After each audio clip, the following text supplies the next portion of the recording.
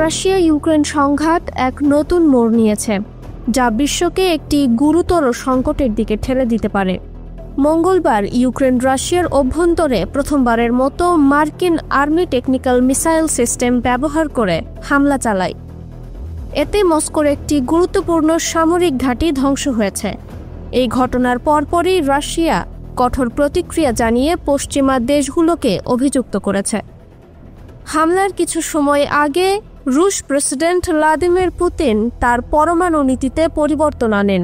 নতুন নীতিতে বলা হয়েছে, যদি কোনো পরমাণু শক্তিধর রাষ্ট্র বা তার সহযোগী রাষ্ট্র রাশিয়ায় হামলা চালায়, তবে মস্কো এটিকে যৌথ আক্রমণ হিসাবে বিবেচনা করবে এবং তার জবাবে পরমাণু অস্ত্র ব্যবহারের অধিকার সংরক্ষণ করবে।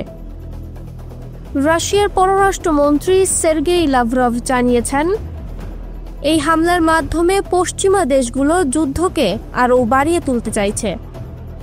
ব্রাজিলে চলমান G20 সম্মেলন থেকে তিনি পশ্চিমাদের প্রতি রাশিয়ার নতুন নীতিকে গুরুত্ব দিয়ে পর্যবেক্ষণ করার আহ্বান জানিয়েছেন। রাশিয়ার এই পরমাণু নীতি বিশ্বে গভীর উদ্বেগ সৃষ্টি করেছে, বিশেষত যখন তুরস্কের প্রেসিডেন্ট রিসেপ তাইয়েপ এরদোগান মস্কোর নতুন নীতির প্রতি সমর্থন জানিয়ে বলেছেন, নিজেকে রক্ষার অধিকার রাশিয়ার রয়েছে।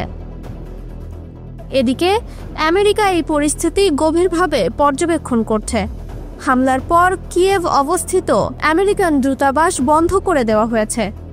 পাশাপাশি রাশিয়া এবং আমেরিকার মধ্যে চালু থাকা ঐতিহাসিক হটলাইনও বন্ধ করে দিয়েছে মস্কো।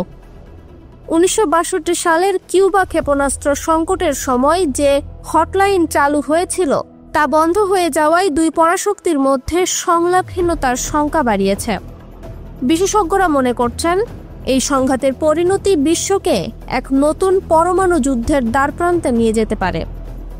রাশিয়ার নতুন নীতির মাধ্যমে পরমাণু অস্ত্র ব্যবহারের সম্ভাবনা বেড়ে গেছে, তবে এখনও বিশ্ব নেতাদের শান্তিপূর্ণ আলোচনার মাধ্যমে সংকট সমাধানের আহ্বান জানানো উচিত। এই পরিস্থিতি যে কোনো সময় আরও ভয়াবহ আকার নিতে পারে, যা কেবল রাশিয়া ও ইউক্রেন নয়, পুরো বিশ্বের জন্য ধ্বংসাত্মক পরিণতি বয়ে আনতে পারে।